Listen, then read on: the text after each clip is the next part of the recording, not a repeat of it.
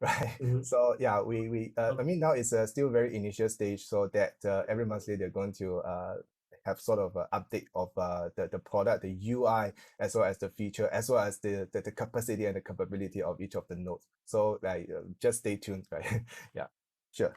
Yeah. Hey, thanks. Okay, Thanks, you can David. Yeah. continue. Yeah. Okay. So, okay, here is the quick demonstration, right? To basically to walk you through the product features and also like minimal configurations of it, right? So basically, what we're going to demo is to using two different domains, right? So basically, the EdgeOne is to host your website, right? The website requires domain, right? So over here, I have two of them. Why I have two of them is because that each of them will be using different a method of onboarding, right? So one of them is using the NS hosting. So basically, I host everything onto the Edge cloud. Sorry, the Edge one. And the other one is I'm just simply using, for example, the CNAME, right, to perform the traffic redirection. The NS hosting is still from a third-party DNS provider. So let me just quickly show you the website that hosted first. So it's michaelxz1.xyz, right? So you will be wondering why XYZ, right? It's because the domain is cheap. So over here, it's actually a website that is similar to YouTube that you can do the registration, you can upload your video doing the video sharing, and also over here, right? I've already uploaded a video that is called the emotional damage. Right, so it's a very popular meme right now. So demonstrating the emotional damage, especially when you are rejected by your client, right? So anyway, even though you're rejected by your client, don't worry. I think the good news is still the cache is being loaded successfully. The video has been cached successfully as well. So over here, what I'm going to do is I'm going to quickly demonstrate to you that, okay, the video itself I uploaded has been cached, right? Right, so you see that if I do a curl, then you see that it's a cache hit. And also, if you want to check, for example, whether this CSS or the image has been cached successfully, also I do a curl. Yeah, then you see that it's a cache hit, so it's also cached successfully. So the entire site has been cached successfully. So the other one is also another domain, but these two domains will both be redirected to the same origin site, right? So later we're going to demonstrate to you how we configure differently in terms of these two domains. So over here, right, so after you log in onto the EdgeOne portal, what you have to do is to do a sort of a check workflow. So over here, we're giving back a sort of a checklist showing you that, okay, what features has been turned on. So for example, the DNS service check, right? The anti-DDoS service check, the SSL TLS service check, the layer 4 proxy hasn't been turned on, the web protection check, the site acceleration is referring to the layer 7 content acceleration check. So over here, we'll give out all those like accelerated data information, usage, right? The total number of requests, the peak bandwidth, etc. So over here, these are all this information that will be linked to your billing. And also the security overview, right, is protected, the top attack events, right, etc. This is a traffic flow. And on the right-hand side, that is showing you some of the document available for you to consume. And if you want to, for example, look into the details, for example, the data analytics for the CDN, so it'll be showing you that not just only the traffic flow, the usage, but also where the users is accessing from. So since I'm testing from Singapore, so most of them is from Singapore, and also the status code statistics over here, right? How many of them are 200, 300, or 400, or 500 even? And these are the, for example, top 5 hosts list that are being accessed, right? The client IPs, URL being accessed, the referrer, right? The resource type, and also the UA or the client device type information. So these are all the information being captured from the HTTP header when it's intercepted by our CDN nodes. And we're going to present it in a sort of a user-friendly manner like this.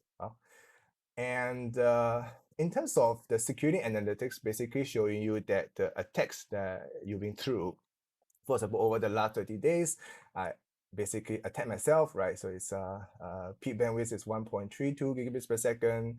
And these are the details. It's pretty similar to the existing DDoS module, right? So it will be showing you that the type of it, the number of the attacks, the bandwidth peak, the attack peak packet rate, start time, end time, and also some of the statistics and also the attacker's information. And also, we're going to show you sort of the WAF related or web protection related. So over here, right, that you can just simply click into the details, last 30 days.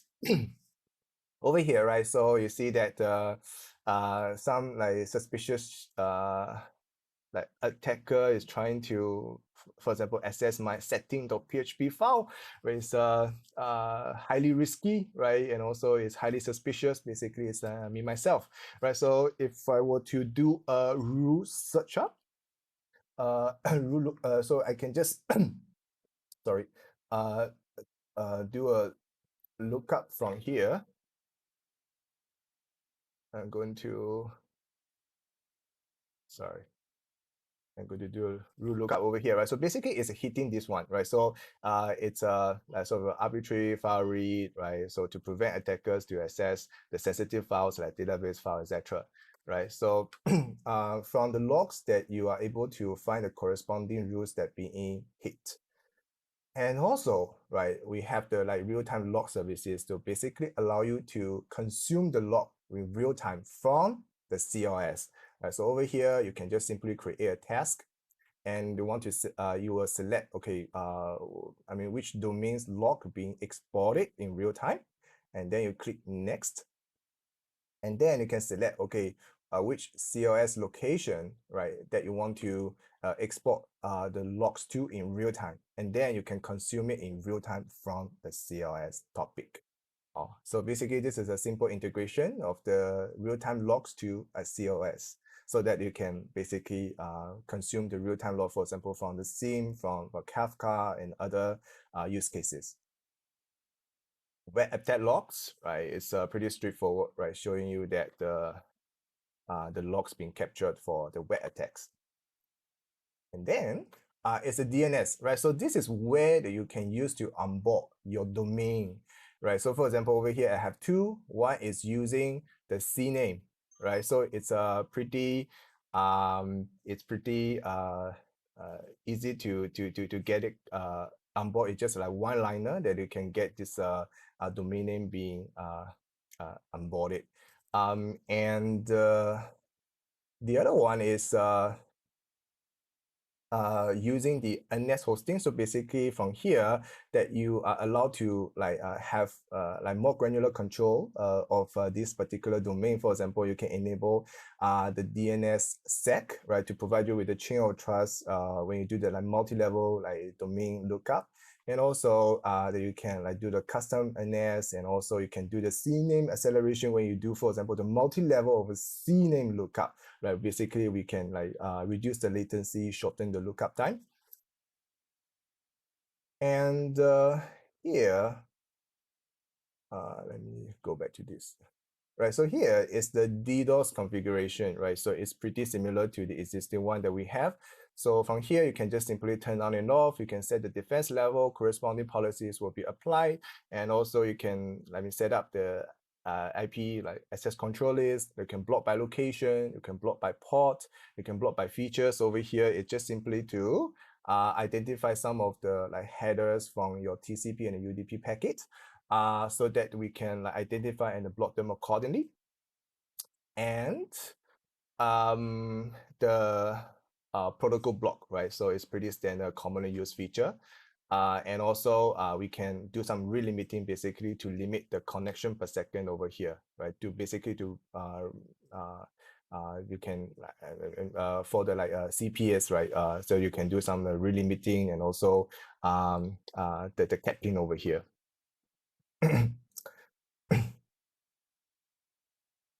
So the next one is the web protection. So over here, right, that you can also select different sort of strict levels, right? For example, super strict, strict, normal, and loose, and then corresponding policy will be applied. And also you can like make it, for example, the observation mode only, which means that it will only pop up alerts when the attacks is being detected.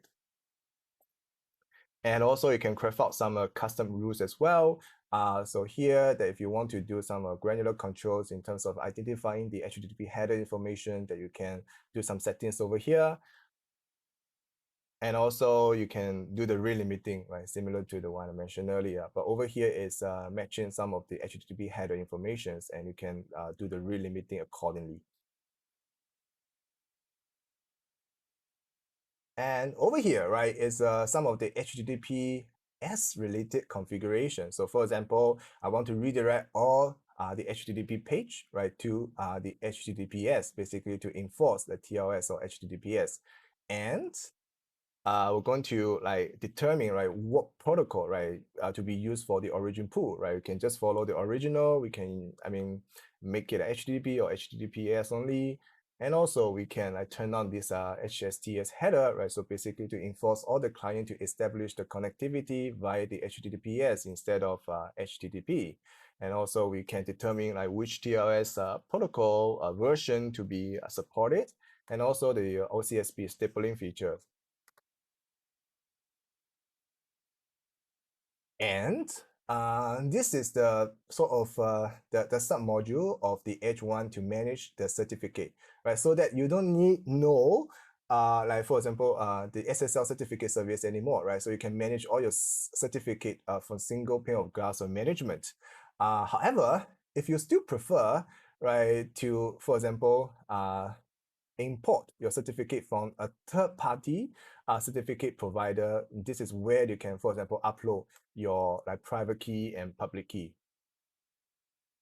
And of course, you'll be asking, hey, I'm already on Tencent Cloud and I'm already on this SSL certificate service, right? My certificate is from there. So if you're already registered, so the database will be synced as well. So if you have already registered another domain and the certificate belongs to Tencent Cloud SSL certificate manager or certificate service, if you click the domain name over here, your corresponding certificate will also be show up on here on this drop-down list.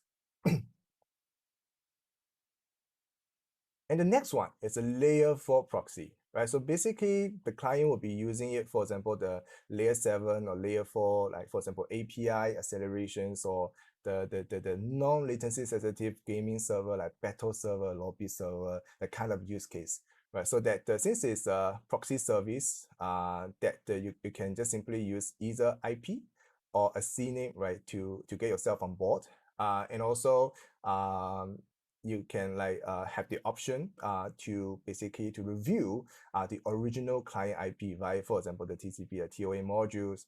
And also, this service come by default with the anti-DDoS leverage, the Anycast technology, right? So you can have the option, right, to turn on and off for the layer 4 acceleration, and also the session persistence, right? So basically to make sure that the same user will be hitting the same origin server within the certain period of time. And in terms of the policy, pretty simple, right? So what you have to do is just to define, for example, the forwarding port and also the origin group over here. And over here, right, the site acceleration. So this is the one click, the kind of experience I mentioned earlier, right? So you just need to have a one click of the button that you can turn on the layer 7 like content accelerations over here. So these are the options that allow you to basically doing some of the further optimization. For example, you want to like improve your like cache key rate, so that you can do some settings over here, right, to ignore certain like query string. For example, page equals 1, page equals 2, etc. So what you have to do is just to put a wildcard over here. So all the query strings, all the suffix will be ignored, right? And this is where you can, for example, override the node cache TTL, and this is where you can override the browser cache TTL. So over here, you have the option, for example, just to set it simply following the origin servers, and also you can override it with node cache, or you can override it with your own custom TTLs over here, right? And also the offline cache is, or we call it a still cache, or we call it a permanent cache, so that just in case your origin server fails, that we can still serve the content, right? Because it's considered a sort of persistent or permanent cache. And also this is where you can clear your cache to purge your cache. And this is where you can do the preloading of the cache, just in case, for example, 2 days later, you're going to have a market campaign, everybody is going to do the origin pool, right? Just in case offloading the server, you want to do some of the content preloading. So over here, oops, sorry, it's over here, perfect URL, right? So that you can just simply put in your URL that need to be preloaded or the files. And also over here, this is another feature to further improve your cache hit rate, right? So that you can like turn off the case sensitivity when the CDN nodes tries to identify your URL, right? So it's not going to be case sensitive anymore to further improve your cache hit rate. Okay, the next is the network optimization or transport optimizations over here, right? You can turn on and off whether to use HTTP2 or HTTP3, which is quick, right? Quick is running on top of, sorry, the HTTP3 is running on top of quick, right? So not so many edge service provider or a cloud provider support. So like AWS don't support that. Ali Cloud just had that supported earlier this year. Of course, GCP supports that. And also this is where you can do the limiting of the maximum upload size from the single request. And here, right, so this is where you can like basically change the compression algorithm. For example, by default, it's using a gzip. However, you can turn on the Brotli, right, in order to further improve the efficiency of this compression. So over here, there's a small typo. It should be Brotli instead of Brotil, even though it's a really catchy name. So over here, right, this is where that you can define the origin group. And also this origin group can be integrated with the load balancer, as I mentioned earlier, right? So the load balancer is to do the load sharing across different origin group. So let me just simply create a task. So over here, let me create an origin group, and I'm going to put a name, random name. And over here, this is where you can like set the algorithm. For example, you want to do the 50-50 by weightage, or you can like do the load sharing based on geographical region. So over here, for example, you can add the regions, the Asia, like all those countries, and you can put the origin server so that the load balancer is going to do the load sharing based on the geographical regions. And the last one is, I would say, is the highlight of the product as well. So basically, it's I'll give you the granular, like I would say, control in terms of the policy customization without the need of crafting out the scripts, right? So it's like AWS Lambda Edge, basically they perform the same. So however, what you need to do is basically using, for example, the JavaScript or Python to craft out some of the script in order to achieve that. But for us, even though we are not as, I would say, granular as this, however, I think it's good enough for the basic use cases over here.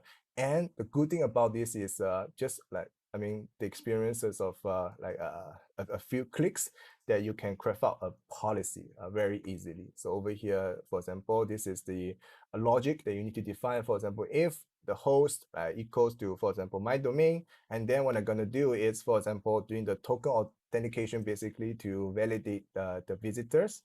And also you can enforce the HTTPS, you can determine what protocol to be used, you can like, I mean, determine whether to use HTTP3, you can ignore the query string, you can override the TTL, right? You can turn off the case sensitivity, you can turn on and off the smart accelerations, you can modify the HTTP request and response headers, and also you can combat, for example, with the custom error page, etc.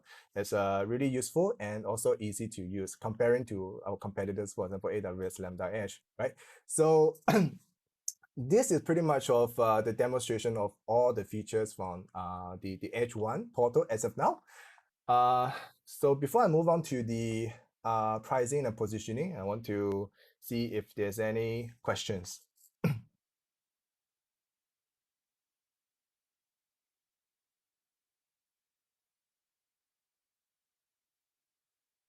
Okay, if not, then I'm going to move on to here. I have a quick question. Sorry, I was on mute. Sure. So for our SSO certificate management, it seems like we're integrated with our traditional SSL certificate management already. But for the DNS service, are we integrated with our DNS pod? So for example, if a user is on DNS pod, are we able to easily import here or no? Oh, no, it's another service. We created based on DNS, which was the DNS service that used internally in our CDN service before. So it's a rebuild.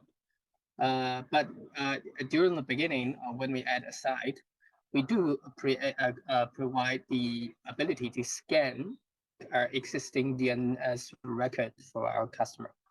But the accuracy of the scanning is not so good right now, but we do have such ability.